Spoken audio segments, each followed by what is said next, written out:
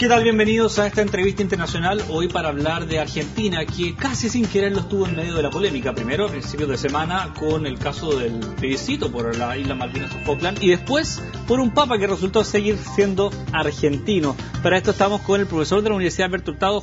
¿Cómo le va, doctor en Ciencia Política? Fabián Presaco, ¿cómo está usted? Bien, muchas gracias. Muchas gracias por la invitación. No, bienvenido a Serena Chile. Primero, bueno, usted me dijo que es argentino, pero primero cordobés, ¿no? Así es. Bueno, desde Córdoba. La patria chica. Exacto, desde Córdoba. ¿Le impresionó que el Papa sea argentino? Sí, una sorpresa total. A ver, sorpresa en realidad, bueno, sí, porque uno nunca sabe ahí cómo en la cocina chica de esto se toman estas decisiones.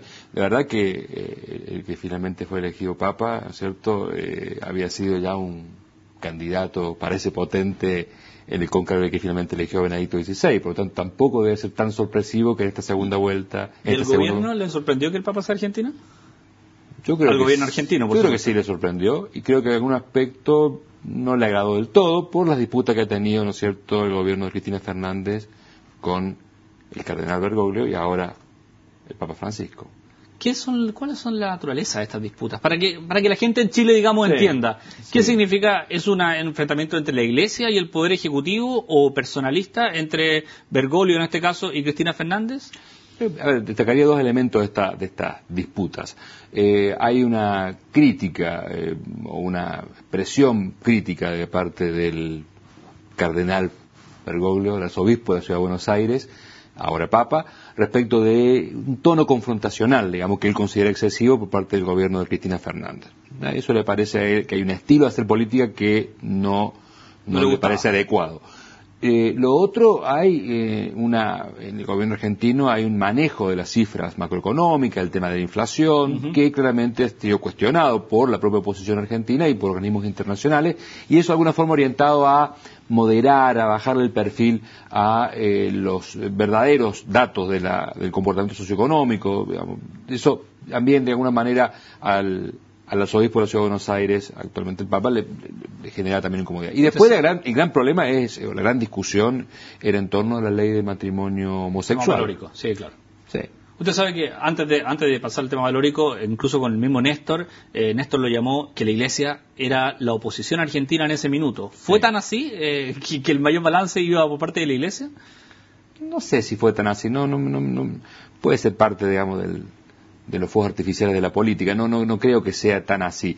Posiblemente en un sistema político donde a veces la oposición no sabe bien dónde está, en algún momento quizás la Iglesia haya tomado una posición un poquito más confrontacional. Pero a mí me parece que el tema más de fondo tiene que ver justamente con esta oposición tenaz, ¿verdad?, y yo diría muy virulenta de parte del actual Papa, respecto de la ley de matrimonio homosexual en Argentina. Y eso sirvió, digamos, para que sectores menos conservadores lo colocaran a él, yo diría que incluso exageradamente, en una vereda que no creo que sea del todo justa.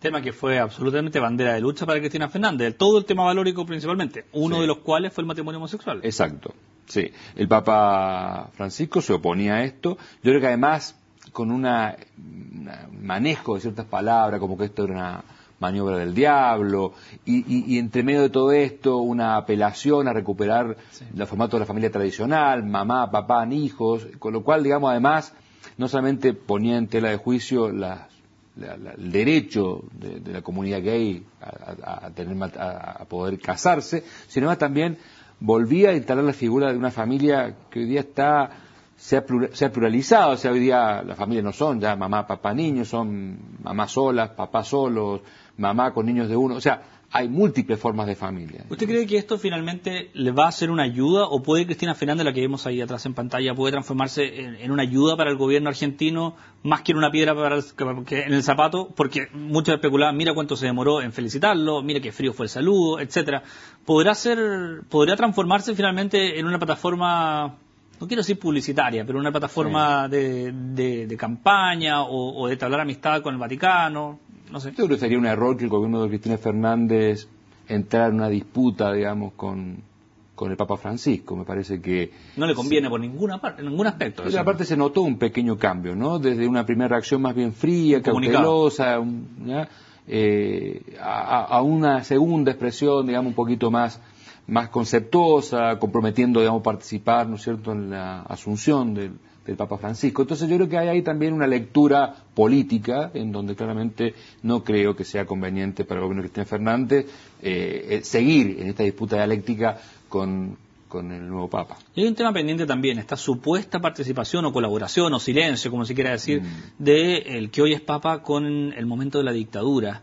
Muchos dijeron que políticamente se sacó y que el que lo sacó fue un periodista muy proclive al kirchnerismo. ¿Puede ser que este tipo de cosas también sean políticamente provocadas?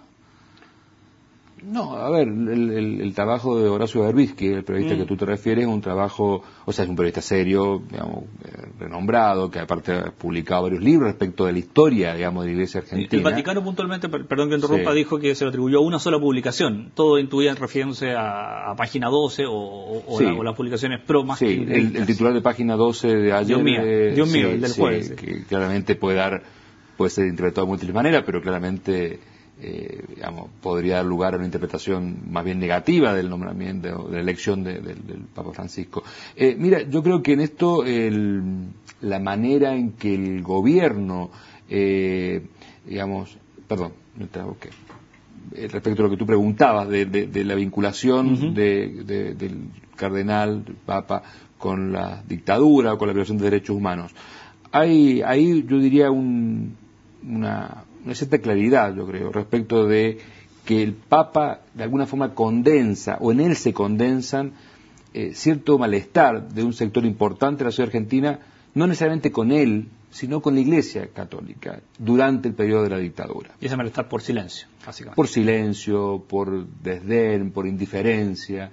Y creo, pienso que parte de lo que a él se le endosa como responsabilidad tiene que ver con una responsabilidad más colectiva, de una iglesia que en términos institucionales, sin desconocer que tuvo ejemplos, ¿no es cierto?, de heroísmo y de jugársela por los derechos humanos, con sacerdotes detenidos, asesinados, desaparecidos, claramente institucionalmente la iglesia, digamos, de alguna forma no estuvo a la altura de las circunstancias. De eso mismo, digamos, el arzobispo, el ex arzobispo de la Ciudad de Buenos Aires hizo cargo en su momento pidiendo disculpas, diciendo que no habían estado a la altura de las circunstancias, que no habían hecho todo lo que podían hacer. Como iglesia. Como iglesia. Y respecto a las acusaciones que sobre él pesan, esto de haber no protegido adecuadamente, o incluso algunos dicen haber delatado, entregado a 2 sacerdotes jesuitas, la verdad que en esto, digamos, ha habido un uso de lado y lado, ¿no? Respecto de, por un lado, una prensa más radical, respecto de esto ha dicho que el actual Papa ha tenido un comportamiento muy criticable, claro, que no se le ha jugado, un hombre del poder, muy cercano a la junta militar. Otro lado... Y los otros dirán que es un Papa consecuente, que va con la pobreza, etc. Ha habido un uso mediático porque la Argentina tiene un clima político que está muy crispado, muy dividido, entonces es difícil encontrar puntos equilibrados, ¿no es cierto?, en el debate. Estamos terminando, solamente muy preciso. Cristina Fernández y el gobierno, para ubicar dónde estamos situados, lo califica como el momento, muy bueno, regular, muy malo o malo. Yo creo que es un momento... A ver, tú dices, independientemente de lo que... Independientemente de lo del Papa, digo yo, para ubicarnos, ¿en qué minuto está la Cristina Fernández en tanto económico, social, político? Yo creo que Argentina enfrenta un momento delicado. Las encuestas muestran a Cristina con poca popularidad, los datos económicos de Argentina no dejan de convencer, y creo que ahí hay una... Y entre medio tiene esta polémica por las Islas Malvinas o Falkland también, que está latente, que lo ocupan mucho a su favor también para popularidad, pero que no parece tener solución tampoco. Bueno, el tema de Malvinas es un tema de larga data en la agenda política argentina, es una demanda, un reclamo que independientemente de los gobiernos había una demanda de Estado, digamos, cualquiera sea el gobierno va a seguir siendo eso una bandera de lucha de la República Argentina. Lo del referéndum, digamos, no tiene ninguna validez, dice el gobierno argentino, el gobierno británico dice que sí, claramente desde el punto de vista de Naciones Unidas ese referéndum no tiene validez, porque Naciones Unidas lo que ha pedido a las partes es que negocien. Fabián Presaco, muchas gracias por estar con nosotros. No, gracias a ti por la invitación. Y usted siga junto a CNN Chile y verá más informaciones en este fin de semana. Hasta luego.